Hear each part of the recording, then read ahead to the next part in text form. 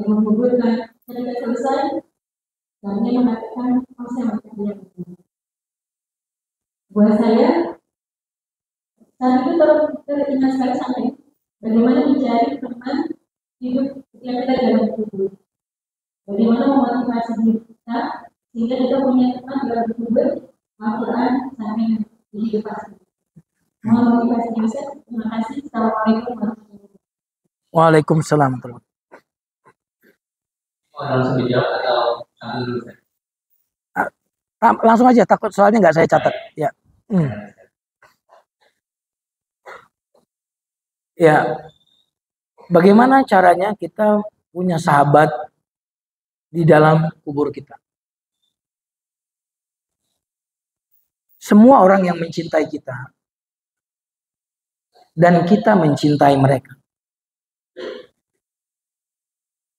akan meninggalkan kita. Satu-satunya sahabat yang akan membela kita adalah Al-Quran. Makanya membaca surat Al-Mulk itu salah satu keutamaannya adalah akan dibela di alam kubur. Bahkan Nabi ketika para sahabat meninggal itu, yang hafalan Qurannya, yang hafal Quran itu dikuburkan di tempat yang sama. Nah maka kita harus menjadi sahabatnya Al-Quran. Nah seperti apa kita menjadi sahabatnya Quran? Berarti yang pertama adalah mendengarkan ataupun membaca Quran, kemudian tadabbur Quran, mengamalkan Quran, berobat dengan Quran, menjadikan Quran sebagai sumber rujukan hukum, ya. Jadi intinya apa saja kewajiban kita kepada Quran dari yang sebagian tadi sampaikan apa tadi? Belajar, membaca, tadabbur, mengamalkan, yang terakhir adalah menghafal Al-Quran. Nah kalau kita sudah seperti ini, maka kita telah menjadi sahabatnya Al-Quran. Bahkan sahabatnya Quran itu disebut keluarganya Allah. Ahlul Quran hum ahlullah wa khassatuh. Orang yang Quran itu adalah ahlullah, bagian dari keluarganya Allah, orang spesialnya Allah. Berarti dia adalah walinya Allah. Jadi langsung kita harus berinteraksi dengan Quran itu seperti kita punya bestie tadi. Kalau bestie kira-kira sering ketemu nggak? Sering berinteraksi nggak? Nyaman nggak ketika kita bertemu bestie? Nah, jadi perlakukanlah Quran itu sebagaimana kita kepada bestie kita. Kita sering curhat kepada Quran. Quran itu menarik sekali loh. Kata Quran, jangan sedih, jangan takut. Siapa tahu kamu membenci sesuatu padahal itu baik ya. Kan gitu ya? Bener nggak? Sungguhnya bersama kesulitan ada kemudahan, bersama kesulitan ada kemudahan. Ini kitab-kitab yang betul-betul menghibur. Nah, jadikanlah Quran itu sebagai bestie kita, layaknya kita punya bestie dari manusia. Itu caranya. Allah besar.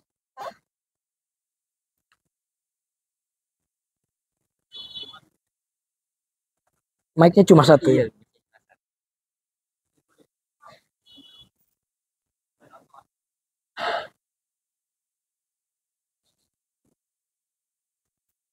Silakan. Waalaikumsalam warahmatullahi Nama saya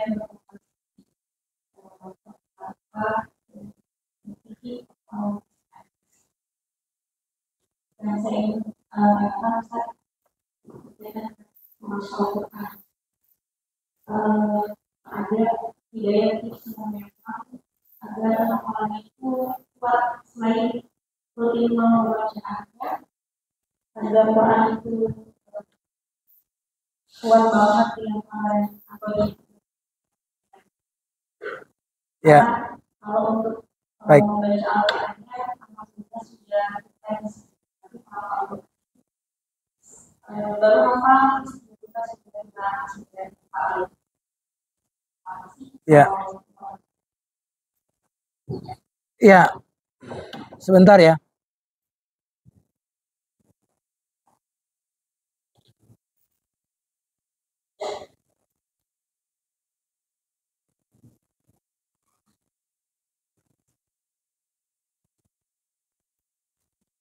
Eh, sebentar.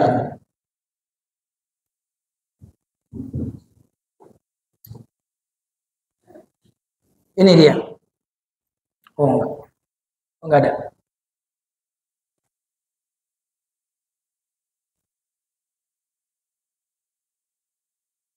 Ah, ini nasihat dari Syekh Ahmad Isa. Nasihatun liman arada hifzal Quran. Nasihat bagi siapa yang ingin menghafal Quran.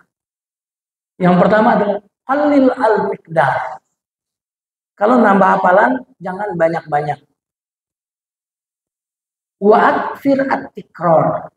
Perbanyaklah murajaah. Wa dawim ala istimrar, continue. Sedikit terus banyak diulang, kemudian continue lakukan itu. Yang berikut ini walazimil istighfar. Banyak istighfar karena yang membuat kita sulit ngapal itu adalah dosa-dosa kita. Wa khaffifil auzar, ringankanlah dosamu, jangan berbuat dosa. Wa sahibil akhyar, bersahabat dengan orang-orang yang punya motivasi dengan Quran. Nah, kita itu Quran itu gampang dihafal, makanya ketika kita mulai ngapal kita pengennya banyak. Bener nggak? Padahal saat ngulang karena banyak jadi berat. Nah, mendingan kita itu dikit tapi rutin. Dikit tapi sering diulang. Jadi kuat dia. Setelah kuat baru tambah lagi, dikit lagi nambahnya. Ingat ya, tujuan kita itu menghafal Quran itu bukan menghafal Quran. Tujuan kita menghafal Quran itu kita ingin dekat sama Allah. Yang paling penting dalam hafal Quran itu bukanlah berapa banyak yang kita hafal, tapi durasi yang kita gunakan untuk berinteraksi dengan Quran. Saya berinteraksi dengan Quran 1 jam. Hafal itu Allah yang ngasih. Yang penting kita punya waktu, setiap hari 1 jam saya akan menghafal Quran. Hafalnya berapa, itu urusan Allah, bukan urusanku. Karena urusanku aku ingin dekat dengan Allah melalui Quran ini. Allah ridho kepadaku. Ya, Quran ini jadi pembelaku. Sehingga target menghafal Quranku adalah sepanjang saya masih bisa menghafal, sepanjang saya masih hidup. Itulah waktu saya menghafal Al-Quran. Karena aku ingin dekat dengan Allah Subhanahu wa Ta'ala. Kalau ada ayat yang susah dihafal, ayat ini pengen dekat sama aku. Dia jatuh cinta kepadaku, maka dia pengen dibaca terus. Halo? Dan tidak ada kata gagal dalam menghafal Quran. Kenapa? Kenapa? Karena kalau makin sering kita ulang, nggak hafal-hafal, kita baca berapa pahalanya 1 huruf. Tidak ada kata gagal bagi menghafal Quran. Ingat, menghafal Quran itu bahasa Arabnya adalah hafiz. Hafiz artinya menjaga. Bukan kamu sesungguhnya yang sedang menjaga Quran, tapi Quranlah yang sedang menjaga.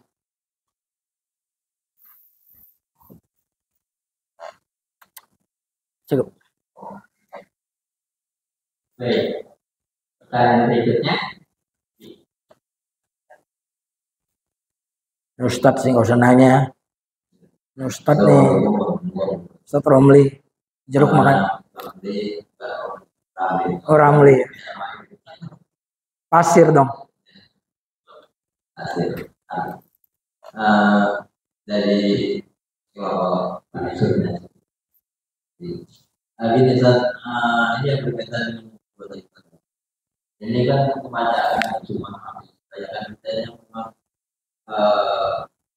kan apa bahasa Arab dan kita itu bukan menggunakan bahasa Arab. Jadi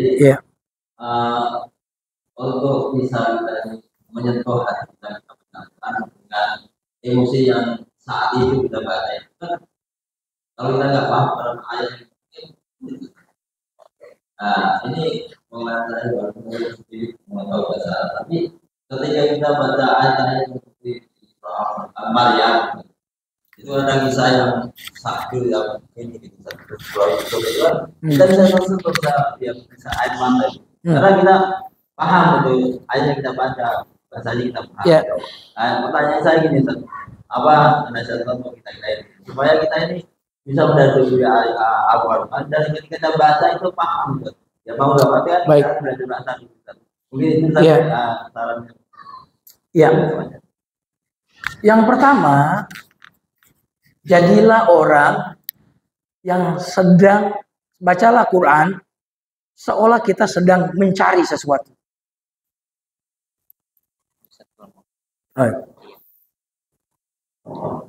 Ya, jadi ternyata memang idealnya apa yang kata beliau tadi. Sampaikan orang ngerti bahasa Arab. Tapi sudah terbukti bule-bule itu masuk Islam cuma baca translate-nya Quran tuh.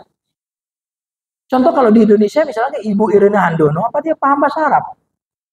Dia cuma baca Quran itu mudah dimengerti. Ada ayat-ayat yang memang butuh tafsir, tapi tidak banyak. Kalau saya misalkan bicara ayat-ayat Quran, tidak semuanya membutuhkan tafsir karena sudah jelas. Tapi yang ada itu adalah bagaimana mindset kita ketika kita sedang membaca Quran seperti orang yang sedang melakukan perjalanan pencarian. Contohnya saya kasih tahu, saya kebetulan nyimpen nih kalau teman-teman ada mau videonya. Seorang bule ini, dia itu secara dogma harus yakin dengan Kristennya, harus yakin dengan Yesusnya. Tapi setiap kali dia dengar khutbahnya pendeta, dia bilang nggak masuk akal ceramahnya. Tapi dia bilang saya harus yakin gitu. Terus buka Bible, kok nggak masuk akal. Tapi ini harus saya yakini. Selalu doktrinnya begitu. Hingga akhirnya karena terus-menerus dia merasa kok nggak masuk akal agama Kristen ini. Akhirnya dia sebelum tidur dia berdoa seperti itu. Wahai Tuhan, segala puji hanya untuk Engkau Maha Pengasih, Maha Penyayang. Hanya padamu aku menyembah dan hanya kepadamu aku minta tolong. Berilah petunjuk kepadaku dengan jalan yang lurus. Jangan biarkan aku tersesat dan jangan biarkan aku menjadi orang-orang yang munafik. Sebelum tidur doanya gitu. Hingga suatu hari dia di toko buku ketemu Al-Quran. Dia beli. Tapi setiap kali dia mau buka, kan saya bukan muslim. Ngapain saya baca ini? Tapi akhirnya apa? Bergejolak di hatinya, dia buka juga. Pas buka, persis di Al-Fatihah dia buka. Kok ini sama ya dengan doa saya? Dan ada videonya mas saya. Kalau antum kan ada nomor HP Anda, Anda kirim nanti. Ada terjemahnya, tenang aja Ustaz. Artinya yang dibutuhkan itu adalah kita sebagai orang yang sedang mencari, bukan mengkritisi, tapi mencari. Seseorang yang sedang mencari sesuatu, mencari kebenaran, bacalah Al-Quran seperti itu. Dan ternyata bukan hanya itu saja. Jeffrey Lang, nanti silakan di YouTube tulis Jeffrey Lang. Ada di YouTube. Orang Amerika, profesor matematika. Awalnya Kristen. Kemudian menjadi ateis. Setelah ateis pun dia gelisah. Waktu Kristen kok gua nggak nyaman, tapi setelah ateis pun nggak nyaman. Dia berpikir yang mana nih bener nih, beragama tidak beragama. Dia bingung, butuh bimbingan. Ternyata ada teman muslimnya itu naruh Quran terjemah di mejanya. Ternyata pas dia buka Al-Fatihah lagi, ihdinas siratal mustaqim. Ini kan saya lagi bimbang nih, butuh petunjuk ya. Kok sama nih gitu ya. Setelah baca Al-Fatihah, kemudian dia buka surat Al-Baqarah. Dzalikal kitabu la raiba fihi hudan. Nah, petunjuk yang kamu minta ini dia nih, hudan. Lalu buka kisah pertama di Quran adalah kisah Nabi Adam. Langsung tergoncang karena kisah adik Nabi Adam versi Quran dengan versi Bible itu bertolak belakang. Di situ dia kemudian mengcompare mana yang benar ini secara logika. Ternyata dia melihat Al-Quran lain yang benar. Kompat ke Islam. Nanti cek di YouTube Jeffrey Lang. Ada 3 buku beliau. Saya udah beli bukunya, udah terjemahan. Struggle to Surrender. Berjuang untuk berserah. Even Angel Ask, bahkan malaikat pun bertanya. Losing My Religion. Itu bukunya Jeffrey Lang. Ada kalau dulu ada di Gramedia. 3 buku itu udah terjemah. Dahsyat ya. Idealnya memang itu kalau mau lebih lengkap itu. Tapi bekal yang pertama adalah saya pengen tahu. Saya ingin mencari. Itu dulu. Sekarang kalau kita mau belajar bahasa Arab dulu, ketuaan sudah. Saya bukan mengatakan terang, bukan ingin demotivasi. Karena bahasa Arab itu bahasa yang sangat dalam, dan kalau orang mendalami bahasa Arab sampai mati, dia nggak akan selesai. Mendingan sekarang, ayat apa yang ingin kita renungkan, buka tafsir pakar, entah itu Sayyid Qutb lah, entah itu tafsir Ibnu Katsir, atau tafsir kontemporer, misalkan kalau orang Indonesia, tafsir Al-Azhar, Buya Hamka misalkan. Itu saja sudah sangat membantu. Terus kalau saya belum nyambung nih, tanya sama Ustadz. Itu berarti cari. Nah, bahkan kalau kita jago bahasa Inggris nih, subhanallah. Banyak sekali pakar-pakar Quran itu yang pakai bahasanya itu lebih menyentuh. Misalkan Nu'man Ali Khan misalkan. Tahu ya? Yang jago bahasa Inggris dengerin. Kalau saya subtitle aja. Saya bahasa Inggris itu cuma satu aja yang powerful yang saya tahu. I love you, itu doang. Itu pun udah bikin istri saya kelepek-kelepek gitu. Jadi ya, Ustaz. Nah, maka awal yang pertama adalah baca terjemah. Terjemah udah selesai, mulai naik lagi ke tafsir. Di Ramadan ini surat apa ya yang ingin saya habiskan baca tafsirnya? Dan kalau baca tafsir, jangan buru-buru. Jangan. Baca tafsir itu pelan-pelan, diulangi lagi. Diulangi lagi. Begitu. Saya pun begitu kalau baca tafsir. Saya ulang lagi, saya coret. Wah, ini saya agak gampang, saya searching lagi apa maksudnya.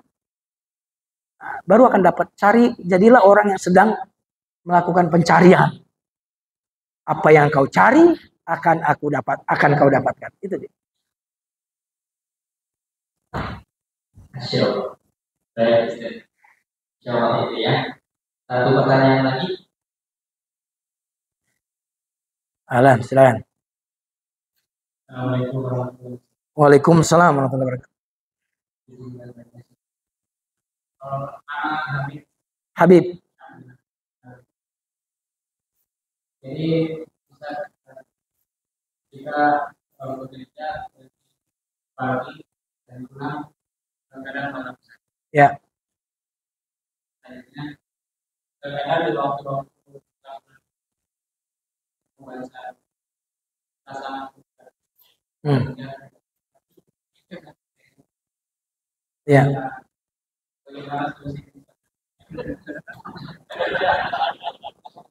Ya.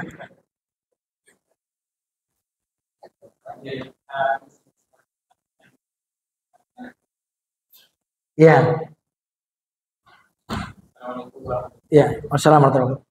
Jadi kalau kita mau ngetes hati kita bagus atau tidak, lihat Al-Quran. Kalau ngantuk itu berarti hati kita bermasalah. Itu betul sekali. Karena buktinya waktu kita lepas, nggak ngantuk. Inilah rahasianya mengapa sebelum baca Quran suruh berlindung kepada Allah dari setan. Karena setan itu adanya di tempat baik, bukan di tempat buruk. Nggak ada kalau kamu baca WA, berlindunglah kepada Allah dari setan. Nggak ada. Jadi setan itu tempatnya di sini loh. Di sini nih setan. Karena dia punya kepentingan. Kalau orang-orang yang sudah buruk, setan nggak punya kepentingan. Ngapain gue? Itu CS gue. Jadi pertama itu introspeksi. Kalau setiap kali kita baca Quran, kok ngantuk? Karena buktinya ketika kita switch ke yang lain, hilang ngantuknya. Ya kan? Hilang. Itu rata-rata begitu. Nah, makanya kita jangan kalah sama setan. Dia ngantuk, antum bikin kopi. Iya, coba saya tanya, siapa di sini yang sebelum tarawih minum kopi? Coba. Saya kalau ke tarawih minum kopi saya. Jadi saya siap tuh kalau mau pergi tarawih taruh di mobil kopi. Kenapa? Harus ada dopingnya. Jangan nonton bola doang ada dopingnya.